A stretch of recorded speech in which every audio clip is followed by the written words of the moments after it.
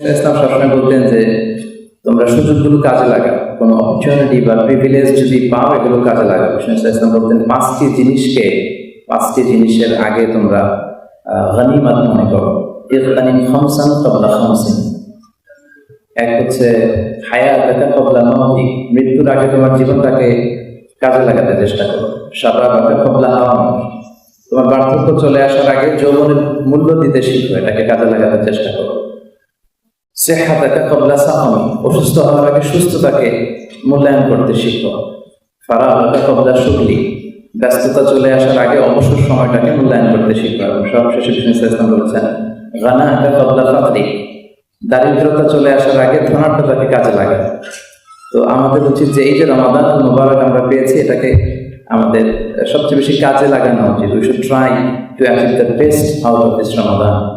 যত বেশি সওয়াব বা রিওয়ার্ড আমরা কামিয়ে নিতে পারি, তাহলে কিন্তু আমরা সফল হব পারি। রব্বুল আলামিন ইরশাদ করছেন ইন্না ইদ্দাতাশ শুহুরি ইনদাল্লাহি 12 শাহরা। আল্লাহর কাছে মাসের হিসাব হচ্ছে 12টি, এক বছরে 12টি মাস। আমাদের হিসাবেও কিন্তু চান্দ্র বছর বলি বা সৌর বছর বা বাংলা বর্ষ আমরা বলি, আমাদের এক বছরে মাস কয়টি? 12টি। তো এই 12টি মাসের মধ্যে সবচেয়ে শ্রেষ্ঠতম মাস হচ্ছে রমাদান আল মুবারক, যে মাসটি আমরা এখন কাটাচ্ছি। এটা সবচেয়ে শ্রেষ্ঠ মাস। এটাকে বলা হয় সাইয়্যিদুশ শুহুর, লিডার অফ দ্য অল মাস, সব মাসের নেতা। তো প্রশ্ন হচ্ছে 12টি মাস থাকতে এ মাসের এত মর্যাদা কেন? মাস তো আরো অনেক আছে, মুহররম, সফর, রবিউল আউয়াল, রবিউল থানি, জুমাদা আল উলা, জুমাদা আল থানিয়া, রজব, শাবান, রমাদান, শাওয়াল, যুলকাদা, যুলহিজ্জা, এই যে 12টি মাস, এই 12টি মাসের মধ্যে থেকে রমাদানের এত মর্যাদা কেন? এর কারণ হচ্ছে রমাদানুল মুবারকের ভিতরে এমন একটি রাত আছে যে রাতটা 1000 মাসের চেয়েও সেরা। সেটা হচ্ছে কদরের রাত, লাইলাতুল কদরি খায়রুম মিন আলফি শাহর। আরবিতে একটি প্রবাদ আছে যে শারাফুল মাকানি শারাফুল মাকিন, শারাফুল মাকিনি শারাফুল মাকান। কখনো কখনো ব্যক্তির কারণে স্থানের মর্যাদা বেড়ে যায়, আবার বস্তুর কারণে সময়ের মর্যাদা বেড়ে যায়। লেটস সে বিষ্ণু ঈসা ইসলাম মক্কা থেকে মদিনাতে মাইগ্রেট করার আগে মদিনার নাম কি ছিল? কেউ বলতে পারবেন? ইয়াসরিব। ইয়াসরিব মানে কি? প্রতিশোধ নেয়া, to take revenge from someone. তো বিষ্ণু মদিনায় যে জিজ্ঞেস করলেন মাসমু হাযিহিল আরদ, এই এলাকার নাম কি? সবাই বলল ইয়াসরিব, মানে প্রতিশোধ। বিষ্ণু ঈসা ইসলাম বললেন আমি যে এলাকায় থাকবো সে এলাকার নাম হবে প্রতিশোধ। ওমা আরসালনাকা ইল্লা রাহমাতাল লিল আলামিন, I have sent you as a mercy for the whole world. আমি তোমাকে রহমত করে প্রেরণ করেছি, আল্লাহ বলছেন। বিষ্ণুকে রহমত করে পাঠানো হয়েছে। তো রহমতের নবী যে এলাকায় থাকবে ওই এলাকার নাম প্রতিশোধ। এটা কি যায়? বিষ্ণুর সাথে যায় না আসলে। তো বিষ্ণু ইসলাম বললেন এই এলাকার নাম ইয়াসরিব হতে পারে না, আজ থেকে এলাকার নাম হচ্ছে তবা কিংবা তৈবা, মানে পবিত্র ভূমি, বা মাদিনাতুর রাসূল, রাসূলের শহর। তো বিশ্বনবী মদিনাতে যাওয়ার আগে মদিনার কিন্তু এত মর্যাদা ছিল না। বিশ্বনবীর কারণে এই ইয়াসরিবের বা মদিনার মর্যাদা বেড়ে গিয়েছে। বিষ্ণু বলেছেন মদিনার বাতাসে বরকত, মদিনার মাটিতে বরকত, পুরো মদিনাতেই বরকত। এখন আমরা সবাই মদিনাতে যেতে চাই, শুধু মদিনার কথা শুনলে হৃদয়ে একটা উথাল পাথাল একটা আবেগ। এটা হয়েছে কিন্তু বিশ্বনবীর কারণে। আগে এলাকাটা ছিল ইয়াসরিব, বিশ্বনবী যাওয়ার পর হয়ে গেল মাদিনা। তো বোঝা গেল ব্যক্তির কারণে স্থানের মর্যাদা বাড়ে। আবার বস্তুর কারণে সময়ের মর্যাদা বেড়ে যায়, কোনো বিষয়ের কারণে সময়ের মর্যাদাও কিন্তু বেড়ে যায়, যেটা আমরা রমাদানের ক্ষেত্রে দেখতে পাচ্ছি যে রমাদানের মর্যাদার কারণ হচ্ছে লাইলাতুল কদর খায়রুম মিন আলফি শাহর, 1000 মাসের চেয়েও সেরা এই রাত থাকার কারণে রমাদানের এত মর্যাদা। তো কদরের রাতের এত মর্যাদা কেন? কদরের রাতও তো রমাদানের বাকি 29টি বা 30টি রাতের মতো একটি রাত। এ রাতের এত সিগনিফিকেন্সের কারণ কি? এ রাতের এত মর্যাদা বা তাৎপর্যের কারণ হচ্ছে এ রাতে আল্লাহ তাআলা আল কোরআন আল কারীমকে নাজিল করেছেন। ইন্না আনজালনাহু ফি লাইলাতিল কদর, নিশ্চয় আমি কদরের রাত্রিতে কোরআনকে নাজিল করেছি। তাহলে ঘুরে ফিরে দেখা যাচ্ছে সব মর্যাদার কেন্দ্রবিন্দু কিন্তু কোরআন। কোরআনের কারণে কদরের মর্যাদা, আর কদরের কারণে রমাদান আল মুবারকের মর্যাদা। এজন্য এই রমাদানে আমাদেরকে কোরআন কেন্দ্রিক হওয়া উচিত। It's a reminder for me and for you all, সবার জন্য রিমাইন্ডার এটা, যে আমরা যাতে কোরআন কেন্দ্রিক হই, কোরআনের সাথে অ্যাটাচমেন্টটা যত বেশি বাড়ানো যায় আমরা এটা যেন চেষ্টা করি। কোরআনকে সাইয়েদনা জিবরিল পৃথিবীতে নিয়ে এসেছেন, উনি শ্রেষ্ঠ ফেরেশতা হয়েছেন। কোরআনকে বিষ্ণু ঈসা ইসলামের উপর নাজিল করা হয়েছে, উনি শ্রেষ্ঠ নবী হয়েছেন। কোরআনকে আমাদের উপর নাজিল করার কারণে আমরা শ্রেষ্ঠ উম্মাত হয়েছি। আবার আমাদের মধ্যে থেকে যারা কোরআন পড়াবো তারাও শ্রেষ্ঠ। খায়রুকুম মান তাআল্লামাল কুরআন ওয়া আল্লামা, তোমাদের মধ্যে থেকে সবচেয়ে শ্রেষ্ঠ আল্লাহর কাছে সে যে নিজে কোরআন পড়ে আবার অন্যকে শেখায়। তো বিশ্বের সবচেয়ে নিন্দিত এই কিতাবটা আজকে নন্দিত কিতাবটা আজকে নিন্দিত হয়ে বসে আছে আর কি। সবচেয়ে স্মরণীয় বরণীয় কিতাবটা সবচেয়ে বেশি উপেক্ষিত। কোরআন আসলে আমাদের তেমন পড়াই হয় না, কিন্তু এই কোরআন হচ্ছে এমন একটি কিতাব যেটা আমাদেরকে হেদায়েত দিতে পারে এবং এই কোরআন আমাদেরকে জান্নাতের পথে নিয়ে যেতে পারে। এজন্য প্রথম রিমাইন্ডার হচ্ছে আমাদের সবার জন্য, আসুন এই রমাদানুল মুবারাকে, যেহেতু এটা শাহরুন নুজুলিল কোরআন, কোরআন নাজিলের মাস, আমরা বেশি বেশি কোরআন পড়ি, কোরআন তেলাওয়াত করি, খুব বেশি কোরআনের অর্থ বোঝার চেষ্টা করি, মাতৃভাষায় কোরআন পড়ি এবং কিয়ামুল লাইলে সালাতুত তারাবিতে অংশগ্রহণ করে কোরআন শোনার চেষ্টা করি। কোরআন এমন একটা গ্রন্থ, এটা শুনলেও সওয়াব হয়। ওয়া ইযা কুরিআল কুরআন ফাসতামিউ লাহু ওয়া আনসিতু লাআল্লাকুম তুরহামুন, যখন কোরআনের রিসাইটেশন হয় তোমরা মনোযোগ দিয়ে শোনো, তাহলে তোমাদের উপর আল্লাহ রহমত নাজিল করবেন। এবং এটা এমন কিতাব যে কিতাবের একটি অক্ষর পড়লে 10টি রিওয়ার্ড। পৃথিবীর আর কোনো গ্রন্থের ক্ষেত্রে কিন্তু এমনটা বলা হয়নি। মান কারা হারফাম মিন কিতাবিল্লাহি ফালাহু হাসানা ওয়াল হাসানাতু বিআশরি আমসালিহা। এবং যত আয়াত আমরা এই জীবনে তেলাওয়াত করেছি, আমাদের জান্নাতের অ্যাপার্টমেন্ট তত তলা করে লম্বা হতে থাকবে। ইকরা ওয়ারতাকি ওয়ারাতিল কামা কুনতা তুরাতিলু ফিদ দুনিয়া ফা ইন্না মানজিলাতাকা ফি আখিরি আয়াতিন তাকরাউহা। পড়ো আর উপরের দিকে উঠতে থাকো।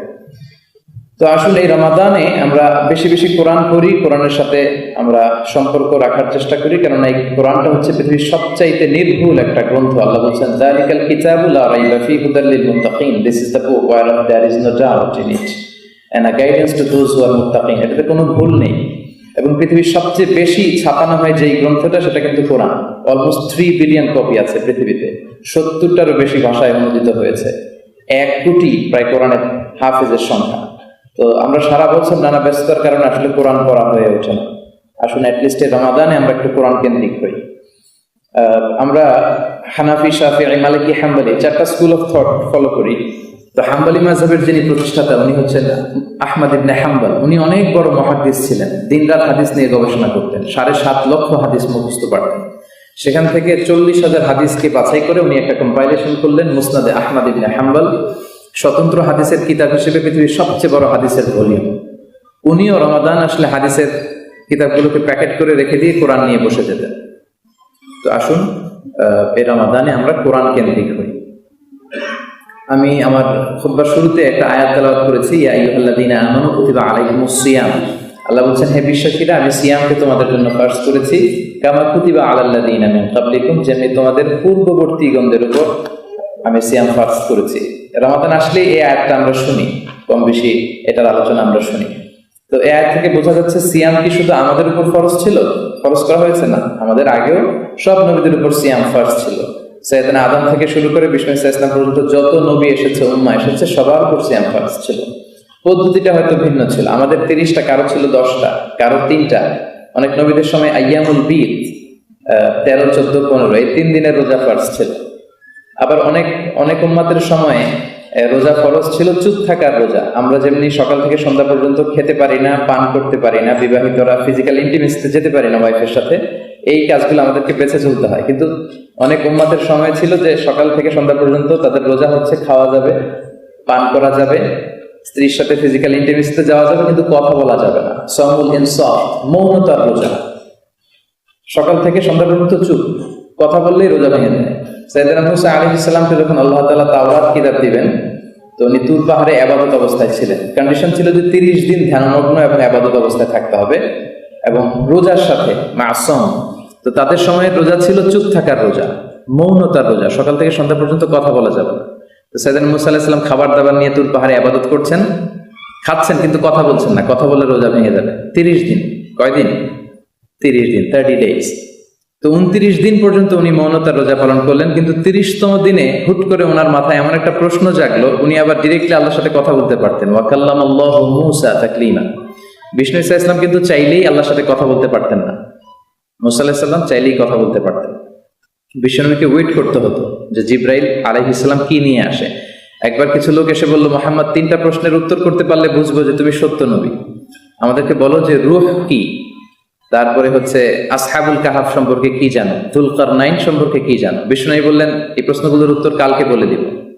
বিষ্ণু ভাবলেন প্রতিদিনই তো জিবরাইল আসে, তো কাল আসলে কালকে জিজ্ঞেস করে উত্তরগুলো বলে দিব। কিন্তু তারপরের দিন জিব্রাইল আর আসলেন না, বিষ্ণুবী পড়ে গেলেন বিপদে। কিন্তু যারা প্রশ্ন করেছিল তারা তো এসে হাজির। তারা বললো প্রশ্নের উত্তর কোথায়? বিষ্ণুনবী আবার বললেন আগামীকাল বলে দেব। এরপরের দিনও সাইয়েদনা জিব্রাইল আসলেন না। এভাবে 15 দিন। কতটা এম্বারাসিং সিচুয়েশন বিষ্ণুনবীর জন্য, যে তিনি বলছেন যে আগামীকাল বলবেন কিন্তু বলতে পারছেন না। 15 দিন পরে আল্লাহ আয়াত নাযিল করলেন, ওয়ালা তাকুলান্না লিশাইইন ইন্নী ফাইলুন যালিকা গাদা ইল্লা আইয়াশা আল্লাহ। হে নবী, ভবিষ্যতের কমিটমেন্ট দেওয়ার আগে ইনশাআল্লাহ বলে নেবেন। তো বিশ্বনবী চাইলে কিন্তু আল্লাহর সাথে কথা বলতে পারতেন না, মুসা আলাইহিস সালাম পারতেন। তো 30 দিনের 30তম দিনে এমন হুট করে আল্লাহকে ডাক দিলেন, ইয়া রাব্বি। আল্লাহ বললেন, নো, তুমি কিন্তু 30 দিনের রোজা পূর্ণ করোনি, এক্সট্রা 10 ডেজ, আরো 10 দিন এরকম মৌনতার রোজা রাখতে হবে। তো এগুলো বলছি এজন্য যে সব ধর্মের লোকদের বা সব উম্মাতের জন্য এই সিয়ামকে ফার্জ করা হয়েছে।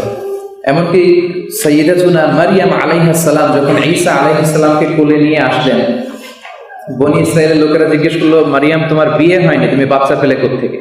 তো মারিয়াম আলাইহিস সালাম তখন ইশারা করে কথা বললেন যে ইন্নী নাযারতু লির-রাহমানি সাওমা ফালান উকাল্লিমাল ইয়াওমা ইনসিয়া, মানে আমি রোজা রেখেছি, কথা বলা যাবে না। তার মানে তখনকার সময়ের রোজা ছিল কি? মৌনতার রোজা। কিন্তু সবার উপর সিয়াম ছিল। আপনি খেয়াল করলে দেখবেন যে হিন্দুরাও রোজা রাখে, তারা উপবাস করে। খ্রিস্টানরাও কিন্তু রোজা রাখে, ওরা বলে ফাস্টিং। ইভেন এখন তো আন্দোলনের একটা নতুন ভাষা হয়েছে রোজা, তারা এটাকে অনশন বলে, অনশন ধর্ম বলে, যে মেনে নেওয়ার আগ পর্যন্ত আমরা কিছু খাবো না। এবং চিকিৎসা বিজ্ঞানেও এটা এখন খুব জনপ্রিয়, অটোফেজি বলে, যে বছরের একটা সার্টেন পিরিয়ডে না খেয়ে থাকা। এটা করলে দেহের যে ক্যান্সারের সেলগুলো আছে এগুলো ধ্বংস হয়ে যায়, নষ্ট হয়ে যায়, দেহটা ঝরঝরে হয়ে ওঠে। তো আল্লাহ আমাদেরকে সাহস যোগালেন যে 30 দিনের সিয়াম দেখে ভয় পেও না, এই সিয়াম শুধু তোমাদের উপর ফার্জ করা হয়নি, তোমাদের আগে যারা ছিল তাদের উপরও ফার্জ করা হয়েছে। এখন অবজেক্টিভটা কি? এই সিয়াম প্র্যাকটিস করলে কি হবে? আল্লাহ বলছেন লাআল্লাকুম তাত্তাকুন, তোমরা মুত্তাকি হবে। তার মানে এই সিয়াম পালনের মধ্য দিয়ে তাকওয়া অর্জিত হবে, যেটা ইসলামের একজন বিলিভারের, মানে ট্রু প্র্যাকটিসিং বিলিভারের সবচেয়ে গুরুত্বপূর্ণ জিনিস। ওয়া খায়রু যাদিত তাকওয়া ফাইন্না খায়রা যাদিত তাকওয়া। তাকওয়া হচ্ছে সবচেয়ে বড় পাথেয় মুমিনের। তো সিয়ামের মধ্য দিয়ে তাকওয়া অর্জিত হয়। তাকওয়া হচ্ছে আল্লাহর ভয়, আল্লাহর সচেতনতা। সবসময় এই মানে সেন্স অফ অ্যাকাউন্টেবিলিটিটা মনের মধ্যে রাখা, যে Allah is watching me, Allah is observing me, Allah কিন্তু দেখছেন। এটাই হচ্ছে তাকওয়া। এবং সিয়ামের মধ্য দিয়ে এটা 100% পারফেক্টলি এটা পাওয়া যায়, অন্য কোনো ইবাদতে পাওয়া যায় না। আমি যখন সালাত পড়ি তখন কিন্তু দেখা যায় যে আমি রুকু করছি, সেজদা করছি। আমি যখন হাজ করতে যাই তখনও দেখা যায় যে আমি প্লেনে চড়ে মক্কা যাচ্ছি। কিন্তু আমি যখন সিয়াম পালন করি, এটা কি দেখা যায়? এটা কি দেখা যায়? সিয়ামটা দেখা যায়। আমি আজকে রোজাদার নাকি রোজা রাখিনি, এটা আমার চেহারা দেখে বোঝার কোনো উপায় আছে? হয়তো আমি বাসায় খেয়ে এসেছি, এখানে সবার সামনে রোজাদার। তার মানে সিয়াম এমন একটা ইবাদত যেটার মধ্যে দিয়ে আসলে তাকওয়া অর্জিত হয়। কেউ দেখছে না কিন্তু আল্লাহ দেখে, এই সেন্সটা গ্রো করে আর কি। দরজা বন্ধ করে, লাইট অফ করে, ঘরের ভেতরে আমি পাপ করলাম, কেউ দেখলো না, কিন্তু দেখলো কে? আল্লাহ দেখেছেন। এটা হচ্ছে তাকওয়া। পুলিশের চোখ ফাঁকি দেয়া যায়, র্যাবের চোখ ফাঁকি দেয়া যায়, বিমানবন্দরের কাস্টমস অফিসারের চোখ ফাঁকি দেয়া যায়, পরীক্ষার হলে যিনি গার্ড দেয় ওনার চোখ ফাঁকি দিয়েও নকল করা যায়, কিন্তু আল্লাহর চোখ কি ফাঁকি দেয়া যায়? এটাই হচ্ছে তাকওয়া। উমারে ফারুক, ইসলামের দ্বিতীয় খলিফা, উবাই ইবনে কাব রাদিয়াল্লাহু তাআলা আনহুকে জিজ্ঞেস করেছিলেন যে ইয়া উবাই মা হুয়া তাকওয়া, তাকওয়া কি? উবাই প্রশ্নের উত্তর না করে আরো প্রশ্ন করলেন, আমা সালাকতা তরিকান যা শাউ, হে ওমর, আপনি কি কাঁটাযুক্ত কোনো রাস্তা দিয়ে কখনো হেঁটেছেন, যে রাস্তার চারদিকে শুধু কাঁটা, ক্যাকটাস, গুল্মলতা, হেঁটেছেন?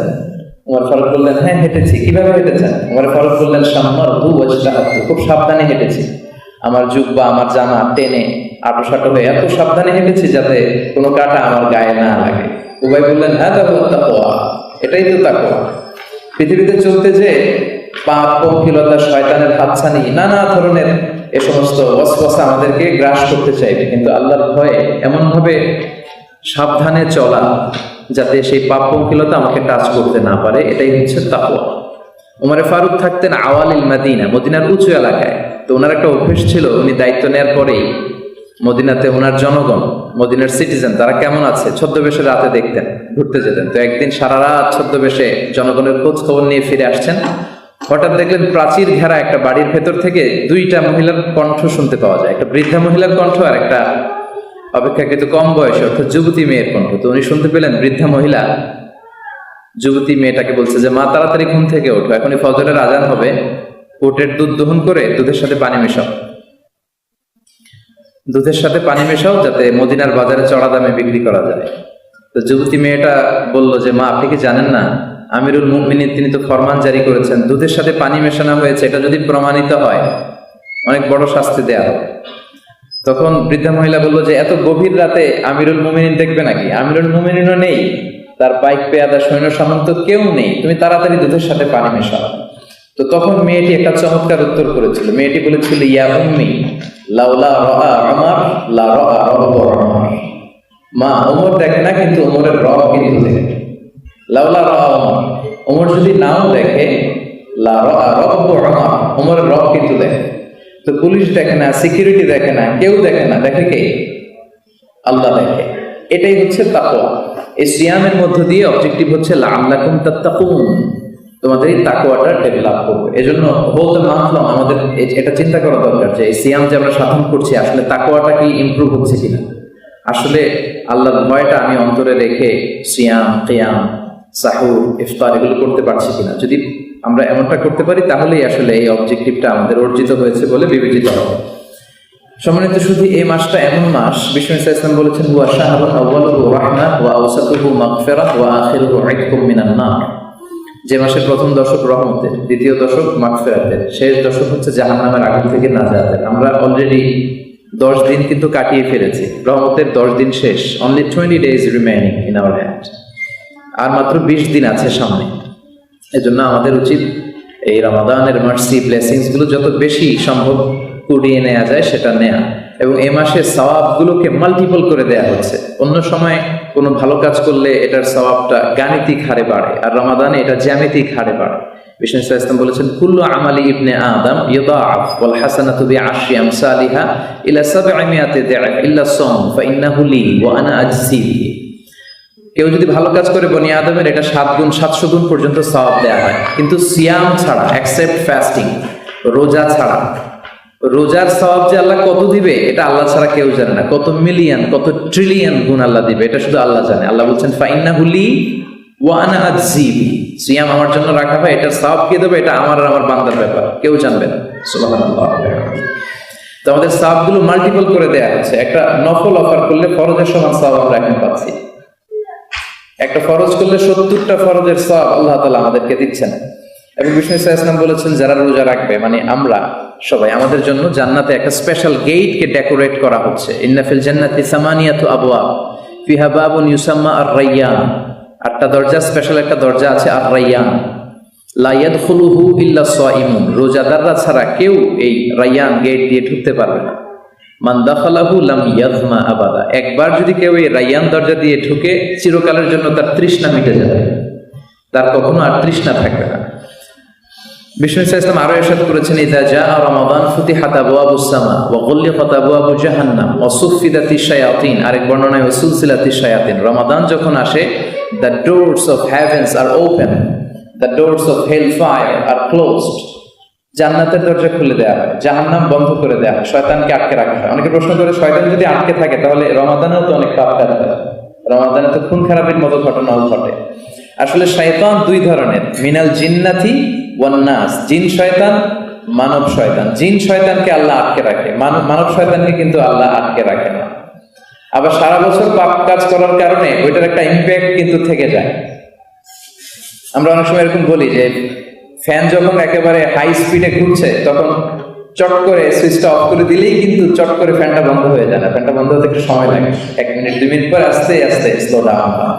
তো সারা বছর আমরা যে পাপ করেছি এই পাপের ধাক্কাতেও কিন্তু আসলে রমাদানে আমরা কিছু পাপ করে ফেলি।